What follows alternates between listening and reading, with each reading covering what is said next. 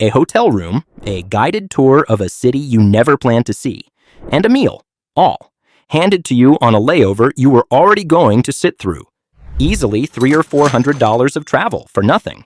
It's not a scam. It's not a credit card pitch. And there's nothing to sign up for. That's one of 25 things airlines and airports quietly hand travelers our age, already paid for inside the ticket you bought. Here's why nobody mentions them.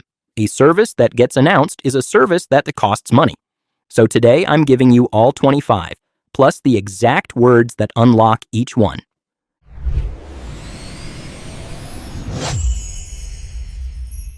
Number 25, the room nobody points to. Let's start small. The things sitting in plain sight with no sign above them. Federal rules say any airport handling 10,000 passengers a year or more must have a wheelchair-accessible service animal relief area in every terminal. And it's meant to be past security, so you don't have to go back out and be screened all over again. Most airports let any traveling animal use it. What's inside varies. Many are proper enclosed rooms with turf and a washdown sink. But that part is the airport's choice, not the rule. Ask any agent where the service animal relief area is and they'll walk you to it. 20 feet away, the whole layover. Number 24, the cart with no card reader. Out in the main terminal, a luggage cart runs you $6 to $9. It's $8 at Los Angeles, $9 at Miami. But at most airports with international arrivals, the carts waiting inside the customs hall are free while you clear passport control and collect your bags. Seattle and Honolulu both say so in writing. That's the airport's doing, not a federal rule. So it isn't universal. But if you're coming home from a long trip, take one the moment you're off the aircraft. You just have to leave it behind when you walk out through customs. Number 23, the ride you're paying a taxi for. If your connection lands you in the wrong terminal, there's almost always a freeway across. Trains, shuttle buses, sky bridges, running constantly, no ticket. I mention it because I've watched travelers our age walk out to the curb and pay a taxi to drive 1 mile around the outside of a building they were already standing in. One honest catch, at some airports that free connection is on the public side, which means clearing security again. Ask one question at any information desk, what's the free way to Terminal B? And you'll have your answer in 10 seconds. Number 22, the bottle they let you keep. You can't carry water through the checkpoint. You can absolutely carry the bottle. The Transportation Security Administration says it on their own website. Bring an empty, reusable bottle through the scanner and fill it on the secure side.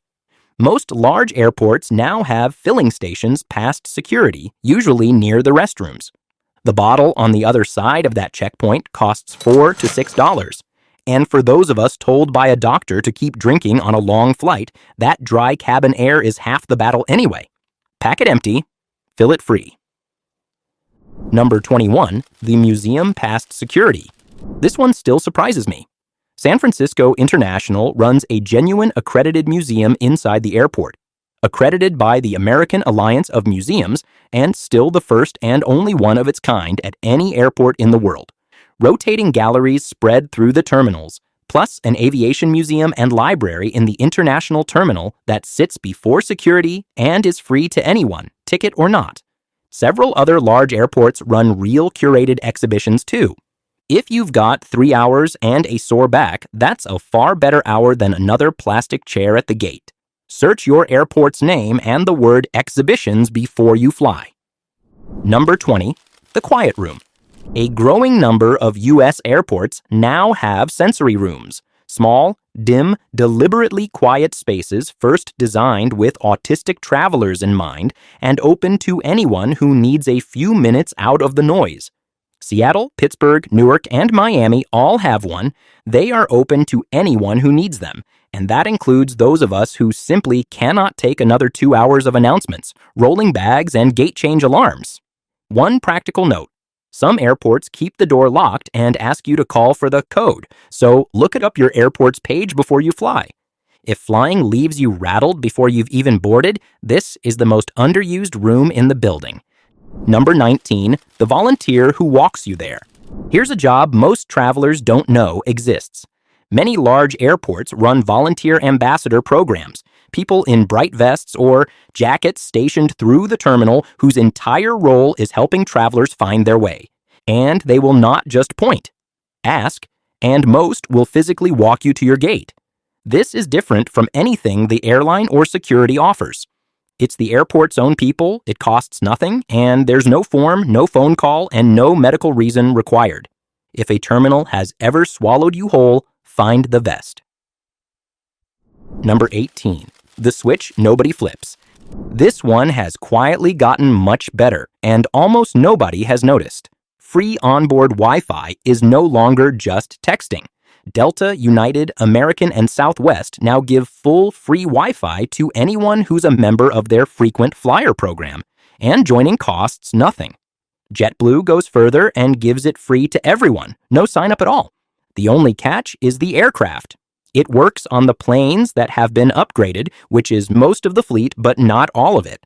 Make the free account on the ground. Log in the air. Number 17. What's actually in the galley? I'll be straight with you on this one. It's crew courtesy, not written policy. No airliner promises it in print, but galleys are usually stocked with a little more than they hand out.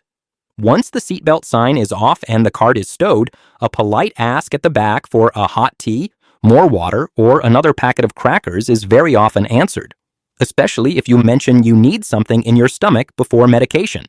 Timing is the whole trick. Mid-service is a no. After the aisle clears is a yes. Magic phrase. When you have a quiet moment, could I trouble you for a hot tea? Number 16. The dial you don't have. You cannot control the temperature at your seat, and a cold cabin on a long flight is genuinely painful if your circulation isn't what it used to be. But the cabin is divided into zones, and a different temperature can be set for each one. The crew can adjust it. They do it routinely. When somebody tells them, they are not going to guess, and the person shivering quietly under a thin blanket for 6 hours has told them nothing. Say it once, politely, early, before meal service swallows their attention. Magic phrase, it's quite cold in this section. Is there any way to bring the temperature up a little? Number 15, the menu and the honest catch. Special meals are real and they're free. Low sodium, diabetic, gluten-free, vegetarian, bland. But here's the part other videos skip. They only exist where there's a meal service to begin with. Delta offers them on international flights, and domestically, only up front in first. United, on select long-haul international. On an ordinary domestic economy ticket, there is no meal to customize, so there's nothing to order, and anyone telling you otherwise has never tried it. When you are on a qualifying flight, request it when you book, or at least 24 hours out. Your defense, reconfirm at check-in and again with your flight attendant. Airlines lose these. And no, they aren't guaranteed to come out first. That's a habit some crews have, not a rule. Number 14, the fee that expires. Seat selection now costs money on most economy tickets, often $20 to $60 a person each way. Here's what a lot of people never test. At check-in, 24 hours before departure, airlines release the seats they failed to sell, and a good number of them stop costing anything at all. So if the map is a wall of paid seats today, don't reach for your card. Set an alarm for exactly 24 hours before your flight, open the app, and look again. The seat you were quoted $40 for is very often just sitting there. Number 13, the shower and where it actually is. I have to be honest with you about this one, because most travel videos are not. Free showers in the terminal are largely an overseas thing.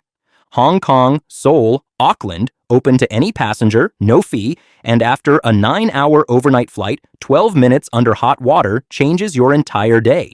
In the United States, a shower almost always means an airline lounge or a paid nap suite. Los Angeles states flatly that it has none at all. So if you're flying long-haul international, look it up. It's likely there and free. If you're flying domestic, don't count on it. That's 13, the halfway mark. Quick question while we're here. How many did you already know? Drop the number below. I read them all. Now, everything I'm handing you today is the what. The Confident Flyer's Playbook is the how, the exact words in order for every desk you'll stand at and every person who tells you no. Honestly, it's the guide I wish someone had handed my own parents before a flight. The link is right below. 12 still to come, and one of them turns a dead layover into a free trip. Number 12. The three-letter fix. If the name on your ticket doesn't match your identification, a missing middle name, a maiden name, a typo, that becomes a problem at the checkpoint and not a small one. Airlines will correct genuinely small mistakes, and they usually won't charge you. But the rules are tighter than people assume. Delta and Southwest each allow only one correction per ticket, and Southwest caps it at 3 letters in the first name. A nickname, a bill where the passport says William, may or may not qualify, so call and ask. What no airline will do is hand your ticket to a different person. That's a name change, and it's a different rule entirely. Call the moment you spot it. Waiting turns a 2-minute fix into an argument at 6 in the morning. Number 11, the row behind you. Take this one with a grain of salt because I'd rather be straight than clever.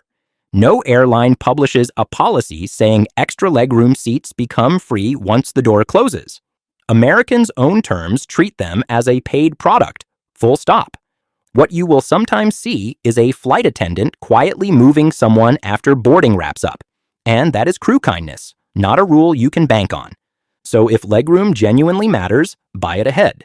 But if you'd simply like an empty row, wait until the door is shut, ask a flight attendant politely, and be gracious if the answer is no. It's free to ask, and the answer is yes more often than people expect. Number 10, the bag that rides free. On a full flight, the bins run out, and the airline needs bags out of the cabin.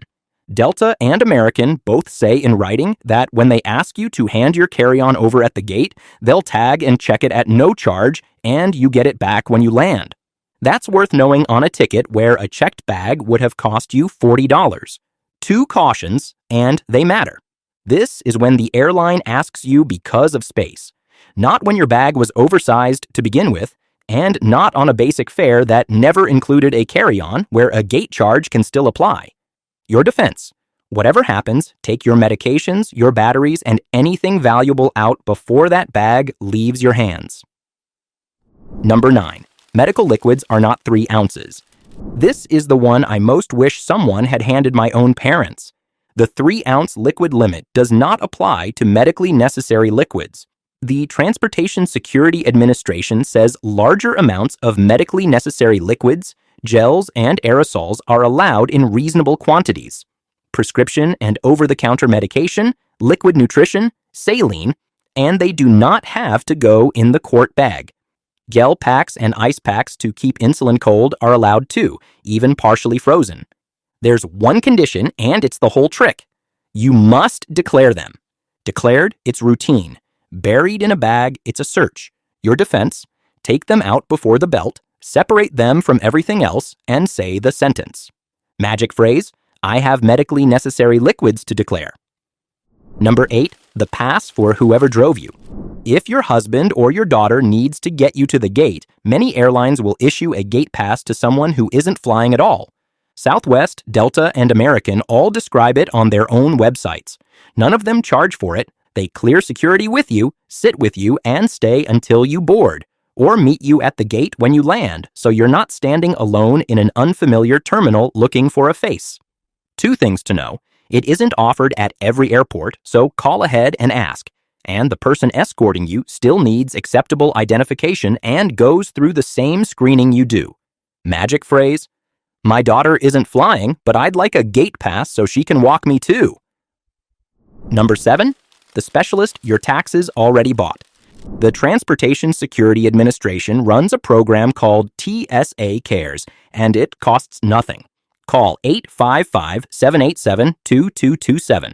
They recommend at least 72 hours ahead, and they'll arrange a passenger support specialist, a screening officer with extra training in helping travelers with a disability, a medical condition, mobility limits, or medically necessary liquids.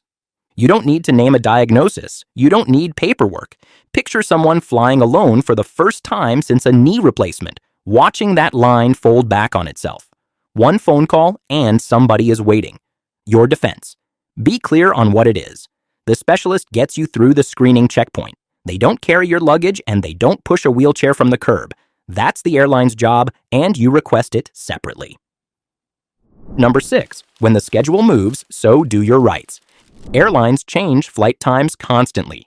Most people get the email, sigh, and accept it.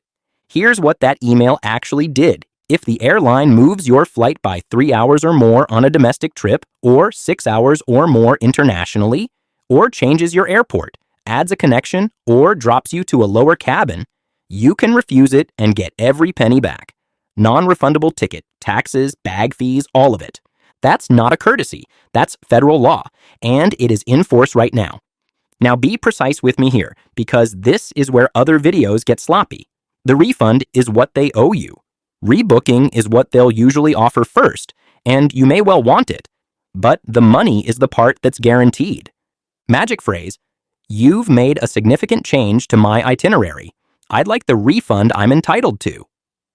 Number 5, the other airline's airplane. When your flight is canceled and the next seat on your airline is a day and a half away, this is the question to ask.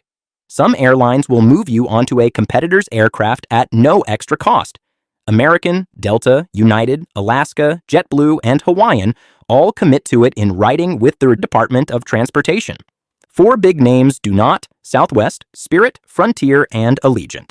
No federal rule forces any of them, which is exactly why it's never volunteered. Rebooking you internally costs them nothing, and buying you a seat on arrival costs real money. So it's worth knowing before you book which side of that line your airline sits on. Magic phrase, can you reaccommodate me on another carrier flying there sooner? Number 4, the referee in every airport. Any airline flying aircraft with 19 seats or more must have a complaints resolution. Official available at every U.S. airport it serves the entire time it's operating there, not a supervisor. This is the airline's designated expert on disability and accessibility rules, and they have the authority to overrule any other employee except the captain on a matter of safety. Here's why that matters if you've asked for something you're entitled to and been told. No, the conversation is finished with that agent. It is not finished. One thing to expect, the airline is allowed to put you through by telephone rather than send someone to the gate, and that call must cost you nothing. Magic phrase, I'd like to speak with the complaints resolution official, please. Say it calmly. It isn't a threat. It's asking for the referee. Number 3, 2 countries, 1 fare. Some airlines will let you break your journey in their home country for days at no additional airfare. TAP Air Portugal gives you 1 to 10 days in Lisbon or Porto for the price of the one ticket and knocks 25% off a domestic Portuguese flight on top. Iceland Air gives you up to 7 nights in Iceland, up to 21 on a flexible fare. The flights are free. The hotel is on you. It's called a stopover, and it's a marketing program, which is precisely why it's real and precisely why the booking screen won't volunteer it. The airline would rather you spent a week in their country than 3 hours in their terminal. Your defense? Search the airline's name plus stopover and select it during the flight search, not after you've paid. Number 2, the long layover, solved. If a full stopover is more than you want, this one takes no planning at all. Several major international carriers will put you in a real hotel room on a long connection, not a voucher toward a room. The room, plus the transfers, often a meal, and in one case, even the entry visa. Qatar Airways does it for connections of 8 to 24 hours. Emirates, 6 to 26. Turkish, from 12 hours in economy and 9 in business. Ask early, and I mean early. Qatar wants the request 72 hours ahead, Emirates 24. And on every one of them, the cheapest fare classes can be excluded, so check yours. That's a night in a real bed instead of a night in a chair. Number 1, the city they'll show you for free. And this is the one I built the whole video around. 3 of the world's big transit airports will take you out of the terminal and into the city on a free guided tour while you wait. Istanbul's Touristanbul, a connection of 6 to 24 hours on a Turkish Airlines ticket. Seoul's Incheon runs free tours of 1 to 5 hours, with no minimum at all. Your layover simply has to be under 24. Taipei runs a free half-day tour on a layover of 7 to 24 hours. A bus? a guide, the sights of a capital city, and back in time for your onward flight. One correction, because you'll see this wrong everywhere. Doha used to be on this list. Qatar's city tours are paid now. Don't land expecting a free one. Put the tour together with that hotel room and the meal, and you're looking at $300 or $400 of travel on a day you'd already written off. The people who get it aren't luckier than you. They read one page before they flew. Your defense: book online ahead where you can, and find the desk in the arrivals hall the moment you land. Seats are limited and they go first come. Magic phrase: I have a long connection today. Where do I sign up for the complimentary city tour? Here's what I want you to take from all 25.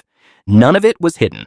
Not one thing on this list is a loophole, or a trick, or something you have to be clever enough to deserve. It's a hotel room, a quiet chair, a cup of hot tea, a specialist waiting at the checkpoint, and a refund that was always yours. All of it already paid for. Sitting there, waiting on a sentence. The only thing standing between us and any of it is knowing the words. And you have all 25 of them now, but everything I just gave you happens on the ground or in your seat. There's a separate list of things the airlines themselves quietly hand travelers over 60 the moment they step on board. And I've put those together in the video sitting right next to this one. Go and claim those too. You've earned every one of them.